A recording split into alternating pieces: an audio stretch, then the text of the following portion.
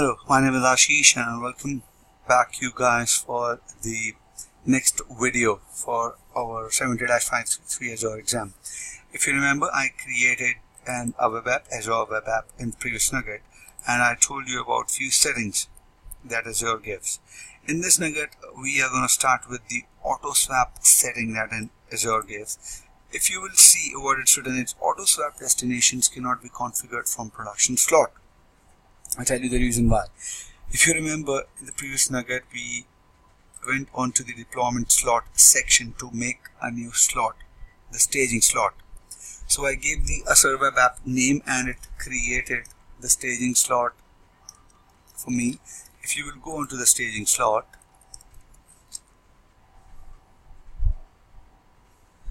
and now if you will click on the application settings like you did in the production slot, everything is same. It is just that it is a staging slot.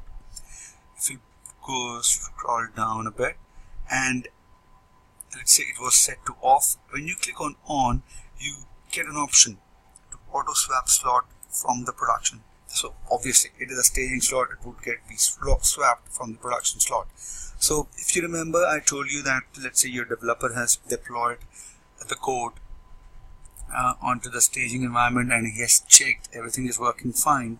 He would ask you that you can swap the staging slot with the production slot because everything is working fine in the staging slot. So you will have to go here manually, click on swap for the swap function to get enabled. But if you have enabled the option of auto swap, as soon as the code is deployed onto the staging slot and everything is working fine, the Azure would swap the slots automatically on its own.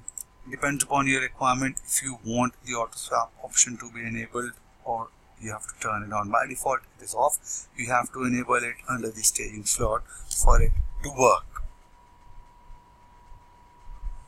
Okay, so if you will go back to the production slot. Oh, I thought I was in the staging slot. So if you will go into the application settings again and just scroll down a bit, you will see we also have an option of a remote debugging. Let's say your developer has deployed the code and he is facing some errors. So he would ask you to enable the remote debugging feature because the log finally would come up and when the remote debugging feature is enabled and the Visual Studio version is selected, he would be able to capture the logs in a more verbose mode to get into the root cause of the issue. So these were the two journal settings that we did not completed in the previous video, and it is the auto swap and the debugging section.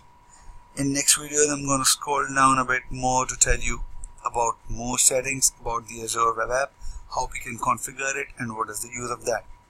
I'll see you in the next video, and please don't forget to mention your questions in the comment section. I may be a bit late in replying to your comments, but I'll make sure that I read each and every comment from each and every viewer and try to answer them in a more brief way so that it will be helpful for all of us. So please feel free to add your comments and suggestions and the feedback on every video. If you can, it would be really good and it will help me improve the quality and the content in all of the videos that I'm planning to make in future. Thank you. Have a great day.